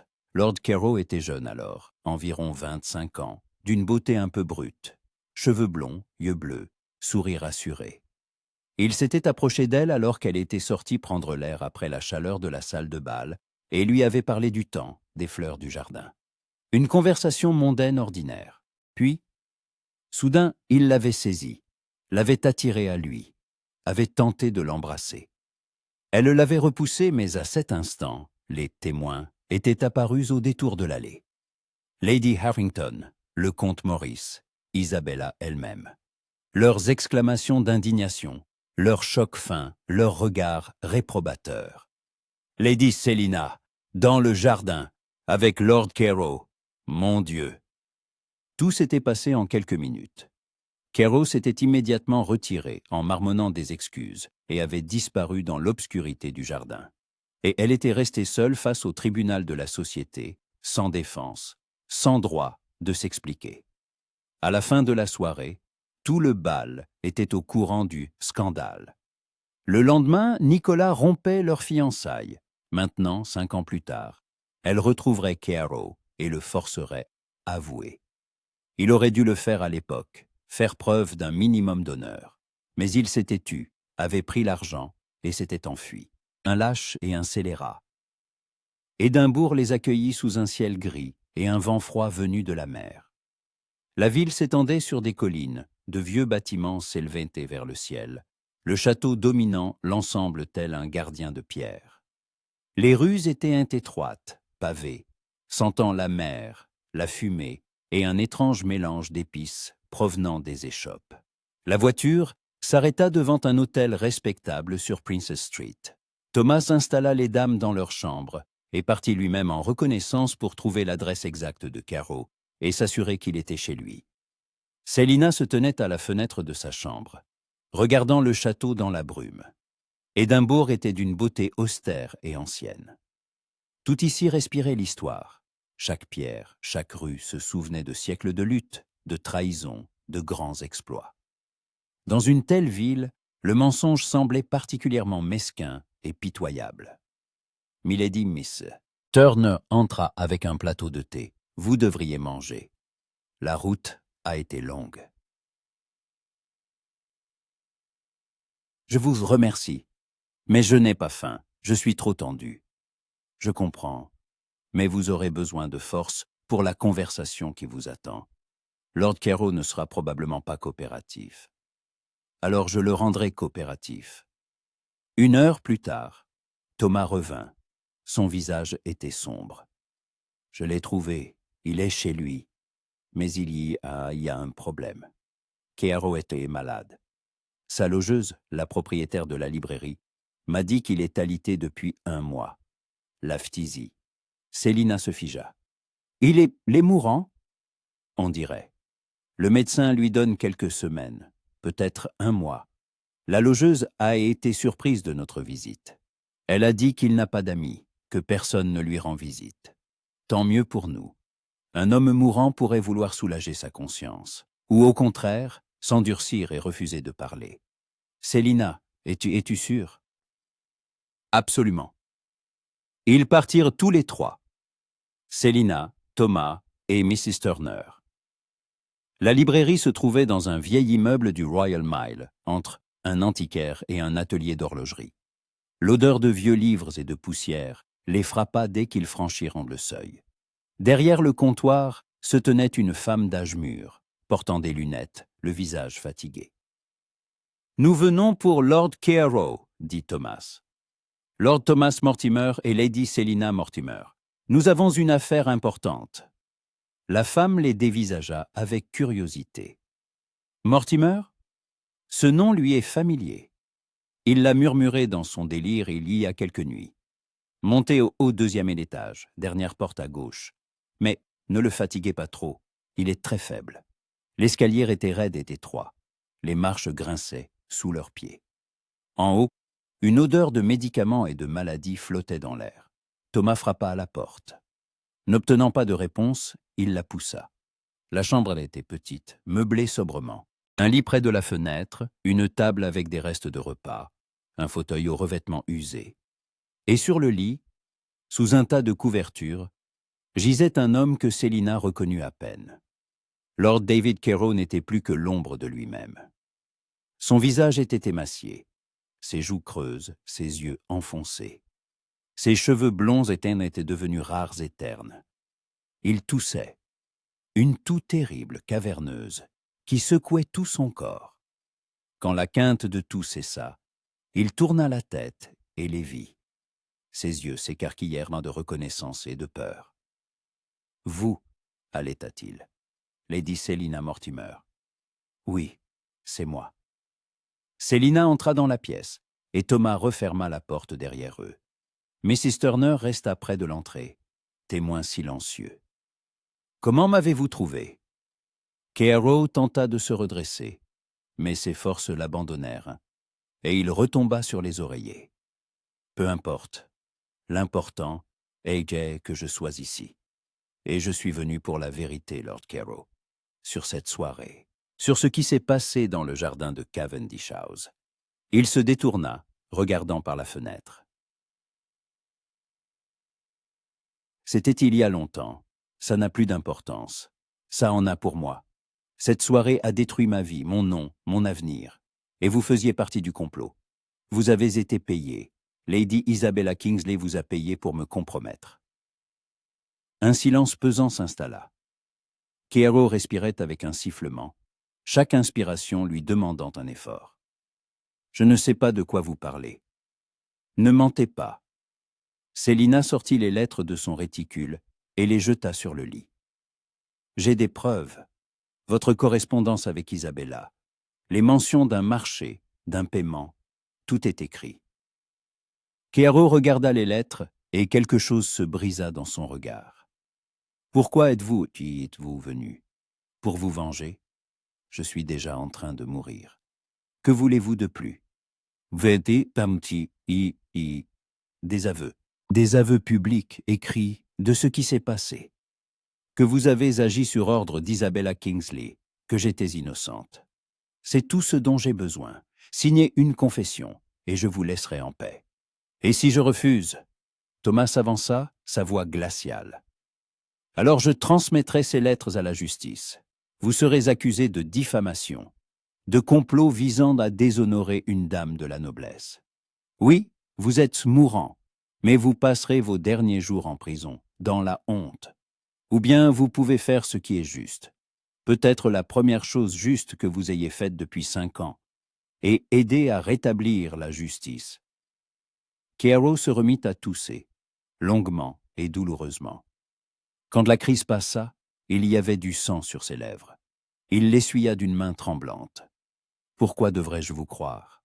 Que vous me laisserez tranquille. »« Parce que je n'ai aucune raison de mentir, » dit doucement Selina, « et parce que visiblement, il ne vous reste plus beaucoup de temps sauf pour soulager votre conscience. Voulez-vous mourir avec ce péché sur l'âme? » Il la regarda longuement, étudiant son visage, comme s'il cherchait une réponse dans ses yeux. « Je ne voulais pas, » souffla-t-il enfin. « Je ne voulais pas le faire. Mais les dettes, j'avais des dettes énormes. Les créanciers se menaçaient de me faire emprisonner. Isabella m'a offert une issue, 1000 livres pour une soirée. Cela semblait si simple à l'époque. Je n'ai pas pensé aux conséquences pour vous. Je n'y ai tout simplement pas pensé. Mais ensuite, vous vous êtes enfui. Vous avez pris l'argent et disparu en Écosse. » Oui, parce que j'ai eu peur. Le scandale était plus grand que je ne l'avais prévu. Vous avez été exilé, vos fiançailles rompues. J'ai compris que si je restais, quelqu'un finirait par creuser. Alors je me suis enfui, comme un lâche. Il eut un rire amer qui se transforma en tout. L'argent, je l'ai gaspillé en un an. Les cartes, le vin, les femmes. Puis la maladie a commencé. Le karma, sans doute. Pas le karma, dit Célina, et il y avait une étrange douceur dans sa voix. Juste la vie, parfois cruelle, parfois juste. Lord Keiro, je ne me réjouis pas de vos souffrances, mais j'ai besoin de vos aveux, écrits et signés. Écrivez la vérité, et je partirai. Vous ne me reverrez plus jamais. Keiro hocha lentement la tête. D'accord. Apportez-moi du papier et une plume. J'écrirai tout ce que je sais. Tout. Thomas trouva de quoi écrire dans la chambre. Keiro se redressa avec difficulté, s'appuyant sur les oreillers, et prit la plume d'une main tremblante. Il écrivit lentement, avec des pauses lorsque la toux le secouait. Célina regardait les mots apparaître sur le papier. La confession qu'elle attendait depuis si longtemps. Que t'en senti? Il tendit le papier à Célina. Sa main tremblait si fort que l'encre avait bavé à plusieurs endroits. Mais la signature était lisible. C'est tout? Je suis libre? Oui.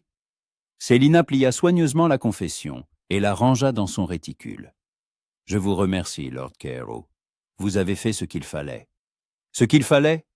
Répéta-t-il avec amertume. 5 ans plus tard. À quoi bon? À plus que vous ne le pensez. Ils quittèrent la chambre en silence. En bas, dans la librairie, Thomas laissa quelques billets de banque à la propriétaire. Pour Lord Keiro, pour les médicaments et le médecin.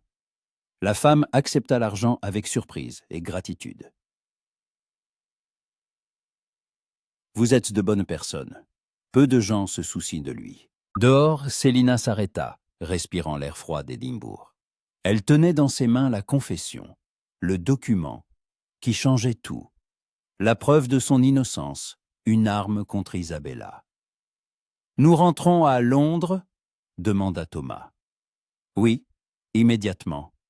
Le plus tôt sera le mieux. » Ils firent le chemin du retour en 3 jours, changeant de chevaux à chaque relais, ne s'arrêtant presque pas pour la nuit.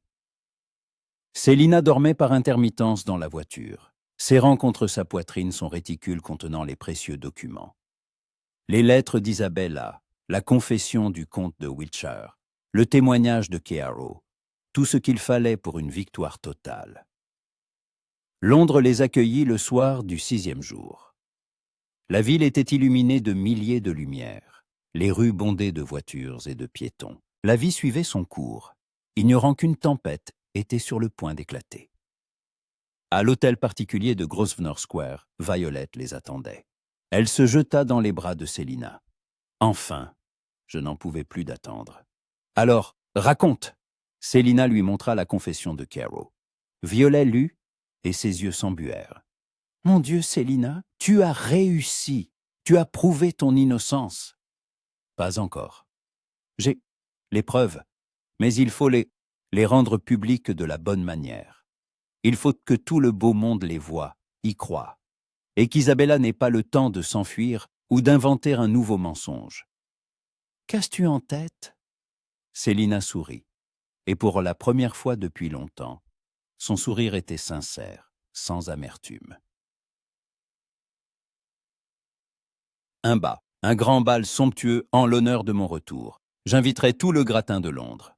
Duc, comte, vicomte, tous ceux qui m'ont jugé il y a 5 ans. Et là, publiquement, je présenterai les preuves. Qu'ils voient naître la vérité de leurs propres yeux, qu'ils l'entendent de leurs propres oreilles. Que Isabella Kingsley soit jugée par la société comme je l'ai été autrefois. C'est audacieux, murmura Violet, et dangereux. Elle essaiera de t'en empêcher. Qu'elle essaye. Je suis prête. Thomas hocha la tête avec approbation. Quand organisons-nous ce bal? Dans 2 semaines. C'est suffisant pour tout préparer et envoyer les invitations.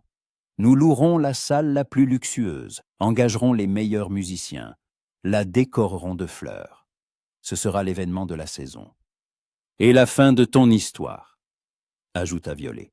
Non, Célina secoua la tête. Pas la fin. Le début d'une nouvelle vie. Une vie où mon nom est lavé, où je suis libéré du passé, où je peux tout recommencer. Les jours suivants, l'hôtel particulier des Mortimer se transforma en une ruche. Les invitations furent écrites et envoyées. Chacune reçut une réponse affirmative. La curiosité était trop forte, le scandale trop alléchant pour refuser. Isabella Kingsley reçut également une invitation, la plus luxueuse, avec un mot personnel de Célina, Cotwintle 2. Nicolas envoya un billet pour demander s'il pouvait aider. Célina répondit brièvement « Votre présence au bal sera une aide suffisante. Je vous remercie. » Tout était prêt. Le piège était tendu. Il ne restait plus qu'à attendre la grande soirée. Et Célina attendit, patiemment, comme un chasseur avant le tir décisif. La soirée du 15 mai fut chaude et claire. Le soleil couchant peignait Londres de teintes miel et or, transformant la Tamise en un fleuve de métal en fusion. À Clarence Hall, un somptueux hôtel particulier de Mayfair que Célina avait loué pour le bal, des centaines de bougies brûlaient déjà dans des lustres de cristal, se reflétant dans les miroirs et créant une illusion de lumière infinie. Célina se tenait devant le miroir de sa loge, tandis que Mary apportait les dernières surtouches. Sa robe était un chef-d'œuvre. D'un bleu saphir profond, presque noir à l'ombre et scintillant d'étincelles bleues à la lumière. La soie tombait en cascade depuis la taille empire, soulignée par un ruban d'argent. Les manches ballons en organza transparent dégageaient en ses épaules. Le décolleté était audacieux, mais pas provoquant. Ses cheveux étaient coiffés en un chignon haut, entrelacé de fils d'argent et de quelques roses blanches. À son cou, un collier de saphir, un bijou de famille, des vieilles familles des Mortimer que sa grand-mère avait portées avant elle. « Vous êtes magnifique, milady, » murmura Mary avec admiration. « Telle une reine. »« Ce soir, je dois être plus forte qu'une reine, » répondit Célina, examinant son reflet. La femme dans le miroir la regardait avec des yeux calmes et déterminés. 5 ans de douleur et d'exil avaient endurci, transformant la jeune fille naïve en une guerrière. On frappa à la porte. Thomas entra un habit de soirée, d'une élégance impeccable. Les invités commençant à arriver.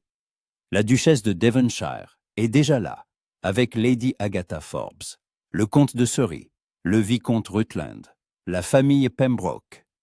La salle se remplit vite. Et Isabella. Pas encore. Mais on a vu sa voiture sur Piccadilly, elle ne devrait pas tarder. Et le vicomte Ashton? Thomas hésita. Il est arrivé il y a 10 minutes. Avec son épouse. Ils attendent dans la salle. Célina hocha la tête, réprimant une pointe de douleur dans sa poitrine. Bien sûr, il était venu avec sa femme. Il le fallait. Cette soirée ne le concernait pas. Ne les concernait pas. C'était le jour de la justice. Et alors? Il est temps, dit-elle en prenant son éventail, une fine dentelle sur des baleines d'argent, et se dirigea vers la porte. La salle de bal de Clarence Hall était magnifique. De hauts plafonds ornés de fresques, des colonnes de marbre blanc, un parquet poli jusqu'à l'éclat d'un miroir. Partout, d'immenses vases de rose beaches blanches et de lits emplissaient l'air d'un parfum suave. L'orchestre sur une estrade jouait une valse de Strauss, la mélodie s'écoulant, douce et solennelle. Les invités emplissaient déjà la salle, une mer de robes de soie, l'éclat des bijoux, les costumes sobres des hommes. Les conversations cessèrent lorsque le majordome annonça « Lady Célina Mortimer ». Tous les yeux se tournèrent vers elle. Célina commença à descendre le large escalier, le dos droit, la tête haute. Chaque pas était lent, assuré. Elle sentait les regards sur elle, scrutateurs, curieux, réprobateurs, admiratifs. Qu'ils regardent, qu'ils voient. Au pied de l'escalier, la duchesse de Devonshire l'accueillit. « Célina, ma chère, vous éclipsez tout le monde. On se souviendra de ce bal pendant des années, je le sens. Je vous remercie, votre grâce. Je suis heureuse que vous soyez venue. Je n'aurais manqué cela pour rien au monde. La duchesse baissa la voix. On murmure qu'il y aura des révélations ce soir. Qu'est-ce vrai? Vous verrez, sourit Célina, énigmatique. L'heure suivante se passa en une série de salutations. Célina allait de groupe en groupe, acceptant les compliments, échangeant des amabilités, dansant les danses requises. Lord Rutland était galant, le comte Wellington spirituel. Le vieux duc de Marlborough racontait de longues histoires sur les bals d'antan. Mais à travers tout cela, elle voyait Nicolas. Il se tenait près d'une colonne avec sa femme, et son regard suivait Célina à travers la salle. Lady Caroline était charmante dans une robe rose ornée de perles, souriant et hochant la tête dans les conversations, mais elle semblait pâle à côté de son mari. Ils ne se parlaient presque pas, ne maintenant qu'une apparence de proximité conjugale. À 9 heures, Isabella Kingsley fit son apparition. Son arrivée fut théâtrale. Une robe immaculée, brodée de fils d'or, des diamants dans les cheveux et à son cou. Elle entra la tête haute, accompagnée de 2 admirateurs, de jeunes lords visiblement charmés par sa beauté. Célina observait de l'autre côté de la salle. Leurs regards se croisèrent par-dessus la foule des danseurs, et un instant, le temps s'arrêta.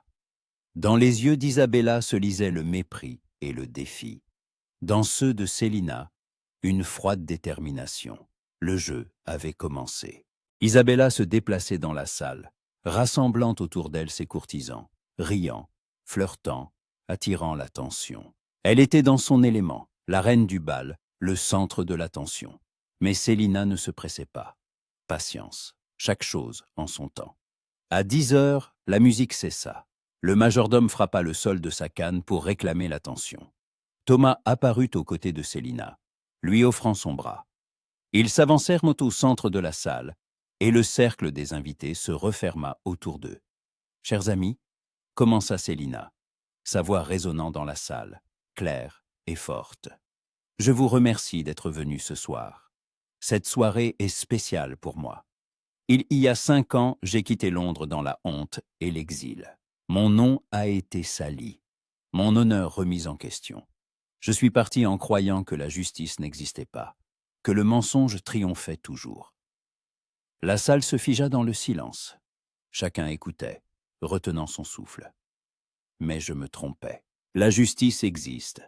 Parfois, il lui faut simplement du temps et de l'aide.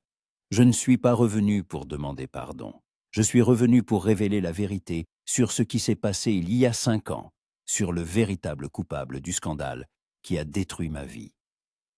Un murmure parcourut la salle. Isabella pâlit, mais son visage resta impassible. En juin 1820, au bal de Cavendish House, j'ai été accusé de conduite indécente. Des témoins ont affirmé m'avoir vu dans une situation compromettante avec Lord David Carew. Ces accusations étaient un mensonge soigneusement planifié, grassement payé. Célina sortit une liasse de lettres de son réticule. J'ai des preuves. Des lettres de Lady Isabella Kingsley à Lord Carew, discutant du plan pour me discréditer. Une confession écrite du défunt comte de Wiltshire sur sa participation au complot. Et, le plus important, la confession manuscrite de Lord Carew, écrite il y a 3 semaines, à Édimbourg, avant sa mort. Un brouhaha s'éleva comme une vague. Les gens se regardaient, chuchotaient, fixaient Isabella. C'est un mensonge. La voix d'Isabella trancha le bruit. Elle s'avança, les yeux brillants de fureur. Une sale calomnie. Vous n'avez aucune preuve. Oh, au contraire. Célina tendit les lettres à la duchesse de Devonshire. Je vous en prie, votre grâce, lisez à voix haute, que tout le monde entende. La duchesse prit les lettres. Elle chaussa ses lunettes et commença à lire. D'abord, la lettre d'Isabella à Carew, mentionnant une affaire délicate et la promesse d'un paiement. Puis, la confession du comte de Wiltshire. Enfin, la dernière, le témoignage de Carew, écrit de la main tremblante d'un mourant. À chaque mot, le visage d'Isabella devenait plus blanc. Elle tenta de protester, mais sa voix se brisa. Un vide se créa autour d'elle. Les invités reculèrent, comme s'ils fuyaient une pestiférée. C'est un faux. Quelqu'un a fabriqué ces lettres. L'écriture peut être vérifiée, dit froidement Thomas. Nous avons d'autres de vos lettres pour comparer. Et la signature de Lord Carew a été certifiée par des témoins à Édimbourg. Isabella chercha du regard un soutien, des alliés. Mais tous se détournaient. Lady Pembroke se cacha derrière son éventail, s'éloignant ostensiblement. Le comte de Surrey secoua la tête avec dégoût. Même ses admirateurs, les jeunes lords, se fondirent dans la foule. « Pourquoi » demanda doucement Célina en s'approchant. « Pourquoi avez-vous fait ça, Isabella? Je ne vous ai jamais fait de mal. »« Vous étiez à ma place !» cria Isabella, et le masque de la beauté froide se fissura, révélant la fureur et l'envie. « Le vicomte Ashton aurait dû être à moi. Je l'ai vu la première. Je le voulais plus que tout. Mais il vous a choisi, vous, l'insignifiante Miss Mortimer, avec votre modestie et votre vertu. Vous ne le méritiez pas. » « Et vous le méritiez ?» La voix de Nicolas coupa le silence.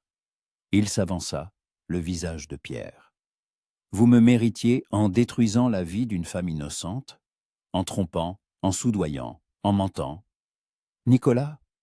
Isabella tendit la main vers lui, mais il recula. « N'osez pas prononcer mon nom. Vous êtes un monstre beau et charmant, mais non moins abominable. » Isabella le regarda, puis Célina, puis la foule de visages accusateurs autour d'elle. Quelque chose en elle se brisa définitivement. Elle se retourna et se précipita vers la sortie, ses jupes flottant derrière elle. La salle la regarda partir dans un silence de mort. Lorsque les portes se refermèrent, le silence explosa en conversation. Tout le monde parlait en même temps, indigné, excité, admiratif. La duchesse de Devonshire s'approcha de Célina et la serra dans ses bras. « Ma chère, vous avez été magnifique. Ce fut le bal le plus extraordinaire de ces 20 dernières années. Votre nom est lavé, votre honneur restauré. La société vous demandera pardon. »« Je n'ai pas besoin du pardon de la société, » dit Célina, lasse. « Je n'avais besoin que de la vérité et de la justice. » La musique reprit. Les invités retournèrent peu à peu à leur danse et conversation, bien que le sujet unique fût la chute d'Isabella Kingsley. Célina se rendit sur la terrasse, ayant besoin d'air et de silence. Le jardin en contrebas était éclairé par des lanternes. Le parfum des roses montait dans le ciel nocturne.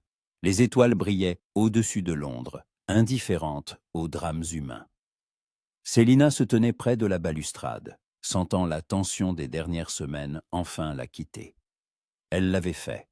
Prouver son innocence, démasquer les coupables, restaurer l'honneur de sa famille. Alors pourquoi ce vide dans sa poitrine? Célina. Elle se retourna. Nicolas se tenait sur le seuil de la terrasse, sa silhouette se découpant sur la lumière de la salle. « Vicomte Ashton » tenta-t-elle de rester formelle, mais sa voix tremblait. « S'il vous plaît, non, pas maintenant. » Il s'approcha et à la lueur des lanternes, elle vit son visage, tourmenté, plein de douleur. « Je voulais dire ce que vous avez fait ce soir. C'était incroyable. Vous avez prouvé que la vérité est plus forte que le mensonge, que l'honneur peut être restauré. »« Trop tard pour nous, » murmura-t-elle. « Je sais. » Il s'arrêta à un pas d'elle, sans la toucher, sans s'approcher davantage. « Je ne demande pas pardon. Je ne demande pas une seconde chance. Je sais que je ne mérite ni l'un ni l'autre, mais je veux que vous sachiez que je vous aime. Je vous aimais alors. Je vous aime maintenant. Cela ne changera pas, même si je vis 100 ans. » Les larmes montèrent aux yeux de Célina, mais elle les retint. « Et moi, je ne sais pas si je vous aime, Nicolas.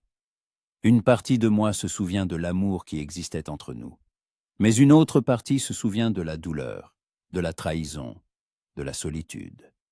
Je ne peux pas vous pardonner. Pas maintenant, peut-être jamais. Je comprends.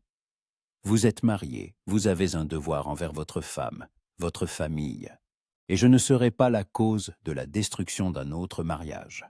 Caroline n'est pas responsable de nos erreurs. Vous avez raison. comme toujours. Il y eut un sourire triste. « Alors laissez-moi dire une dernière chose. Vous êtes la femme la plus forte, la plus extraordinaire que j'aie jamais connue. Vous méritez le bonheur. Trouvez-le, Célina, avec quelqu'un qui sera digne de vous, qui ne doutera jamais, ne trahira jamais. Et vous? Je vivrai avec mon choix. C'est ma punition et ma croix. » Il s'inclina formellement et impeccablement, comme il sied entre connaissances lors d'un bal. Puis il se retourna et retourna dans la salle. Célina le regarda s'éloigner, et les larmes coulèrent enfin sur ses joues. Pas des larmes de chagrin, des larmes de libération. Elle l'avait laissé partir le passé, la douleur, les espoirs de ce qui ne serait jamais. Nicolas resterait une partie de son histoire, mais pas de son avenir. « Célina ?» Violette apparut sur la terrasse. « Tu pleures ?»« Non. »« Oui, je ne sais pas. » Célina essuya ses larmes et se mit à rire à travers elles. « C'est juste que... tout est fini, Violette. 5 ans de lutte, et tout est fini. Mon nom est été lavé, mes ennemis démasqués. Et je suis libre. Libre pourquoi? Pour vivre. Une vraie vie, celle que je choisirai moi-même. » Elles retournèrent ensemble dans la salle. Le bal continuait. Musique, danse, rire. Mais maintenant, Célina voyait des sourires sincères, du respect dans les regards. Plusieurs dames vinrent s'excuser pour leur jugement passé. De jeunes lords l'invitèrent à danser. De vieux amis de la famille, ceux qui craignaient de s'associer à elle assez auparavant, la courtisaient maintenant. Célina accepta tout avec dignité, sans jubilation. Elle ne se vengeait pas de la société. Son but était la vérité, et elle l'avait atteint. À minuit, alors que les invités commençaient à partir, Thomas la trouva dans un petit salon où elle se reposait, avec une tasse de thé. Fatiguée? Mortellement. Mais heureuse. « Thomas, nous l'avons fait. Nous avons restauré l'honneur de notre famille. »« Tu l'as fait, » la corrigea-t-il. « Je n'ai fait qu'aider. Tu as été le cerveau et le cœur de cette opération. » Qu'adviendra-t-il d'Isabella? Sa réputation est détruite. Un scandale de cette ampleur. Elle devra quitter Londres. Peut-être partir sur le continent. Il n'y a plus de place pour elle en Angleterre. Et c'est juste, dit doucement Célina. Elle a eu ce qu'elle méritait? Les jours suivants se passèrent dans un tourbillon de visites et d'invitations. Célina devint l'héroïne de la saison, la dame courageuse qui avait restauré son honneur. Les journaux parlaient d'elle, on la discutait dans les salons. Les jeunes filles rêvaient de lui ressembler. Isabella Kingsley disparut de Londres. On disait qu'elle était partie en Italie, chez de lointains parents. Certains murmuraient l'avoir vue à Paris. Personne ne le savait avec certitude, et personne ne s'en souciait vraiment. Pour la société, elle avait cessé d'exister. Célina aperçut Nicolas de loin, lors d'une promenade à Hyde Park, au théâtre, à l'église. Ils s'échangeaient un signe de tête en guise de salut, mais ne se parlaient pas. Un abîme infranchissable les séparait. Il restait avec sa femme, accomplissant son devoir. Elle construisait une nouvelle vie, libre et indépendante. 3 mois plus tard, Célina était assise dans la bibliothèque de l'hôtel particulier de Grosvenor Square, lisant un livre. La journée de juillet était chaude, les fenêtres grandes ouvertes, et une brise apportait le parfum des roses du jardin. La vie avait repris un rythme mesuré. Visites, réceptions, œuvres de charité. Elle faisait à nouveau partie de la société, mais cette fois à ses propres conditions. Mrs. Collins apporta le courrier. Parmi les lettres et invitations habituelles, une se distinguait. Une épaisse enveloppe portant le sceau d'un notaire. Célina l'ouvrit avec curiosité. À l'intérieur se trouvait une lettre d'un solliciteur d'Édimbourg. « Chère Lady Célina, nous vous informons par la présente que le défunt Lord David Carew, comte de Northampton, a laissé un testament dans lequel votre nom et mentionné notre nom est mentionné. Avant sa mort, il a souhaité vous léguer tous ses biens restants en réparation du préjudice causé. La somme est modeste, environ 500 livres, et quelques effets personnels. Mais il a insisté pour que cela vous soit transmis, avec ses dernières excuses. Si vous acceptez cet héritage, veuillez le confirmer par écrit. Célina relut la lettre plusieurs fois. 500 livres, une somme dérisoire comparée à ce qu'elle avait perdu. Mais le geste était plus important que l'argent. Dans ces derniers jours, Chiaro avait tenté de réparer son erreur. Cela méritait le respect. Elle y écrivit une réponse acceptant l'héritage. L'argent serait versé à une œuvre de charité pour les femmes démunies. Mais le geste lui-même, le désir de Chiaro d'expier sa faute, elle le garderait en mémoire. Le soir, Violette vint lui rendre visite. Elles étaient assises dans le jardin, sirotant une limonade, et son amie lui racontait les derniers potins. « As-tu entendu parler de la vicomtesse Ashton ?» demanda Violette avec prudence. Le cœur de Célina s'arrêta. « Non. Qu'y a-t-il » ? Elle attend un enfant, ils l'ont annoncé la semaine dernière. Le vicomte avait de l'air, je ne sais pas, poliment satisfait, mais pas heureux. Célina regarda les rosqueuses qui fleurissaient le long du mur du jardin. Un enfant. Nicolas allait être père. Son lien avec Caroline deviendrait indestructible. S'il y avait jamais eu une chance que le destin leur offre une seconde chance, elle venait de disparaître définitivement. « Je suis heureuse pour eux, » dit-elle. Et c'était la vérité. Une vérité partielle. Mais une vérité quand même. Caroline sera une bonne mère. C'est une jeune femme douce. Et toi ? Violet lui prit la main. Le lui pardonneras-tu un jour ? Je ne sais pas. Peut-être avec le temps. Mais cela n'a plus d'importance. Nous avançons tous les deux. Il a sa vie, j'ai la mienne. Tu rencontreras quelqu'un d'autre, affirma Violet avec conviction. Une femme belle, intelligente, indépendante, avec ton histoire. Les hommes feront la queue. Peut-être. Mais pour l'instant, je n'ai pas besoin d'un homme. J'ai besoin de liberté, de temps pour moi, pour comprendre qui je veux être, au-delà de la victime des circonstances ou de la vengeresse. Septembre apporta la fraîcheur et les premières feuilles jaunes. Célina se tenait dans sa chambre, rangeant ses affaires dans une malle de voyage. Elle avait décidé de quitter Londres pour quelques mois, visiter l'Italie, la France, peut-être la Grèce, voir le monde dont elle avait lu l'existence dans les livres. Vivre, et pas seulement exister. Thomas y était opposé, mais il comprenait. « Et tu reviendras ?» demanda-t-il le jour de son départ. « Bien sûr. C'est ma maison, ma famille, mais j'ai besoin de temps. Pendant 5 ans, je me suis battu pour le passé. Maintenant, je veux construire un avenir. » La voiture attendait devant la porte. Célina serra son frère dans ses bras, dit au revoir aux domestiques, jeta un dernier regard à l'hôtel particulier. Puis elle monta dans la voiture, et les chevaux s'ébranlèrent. Londres défilait par la fenêtre. Les rues familières, les parcs, les places. La ville qu'il avait rejetée et reprise. Elle ne la craignait plus, ne la haïssait plus. C'était juste une ville où une partie de son histoire s'était déroulée. À la lisière de la ville, au dernier poste de contrôle, Célina se retourna. Les clochers des églises s'élançaient vers le ciel. La fumée montait de centaines de cheminées. La vie bouillonnait dans les labyrinthes de pierre. Quelque part là-bas, dans l'un de ces hôtels particuliers, Nicolas vivait sa vie, avec sa femme, son futur enfant, et les souvenirs de ce qui aurait pu être. « Adieu, » murmura-t-elle. « Adieu, mon amour.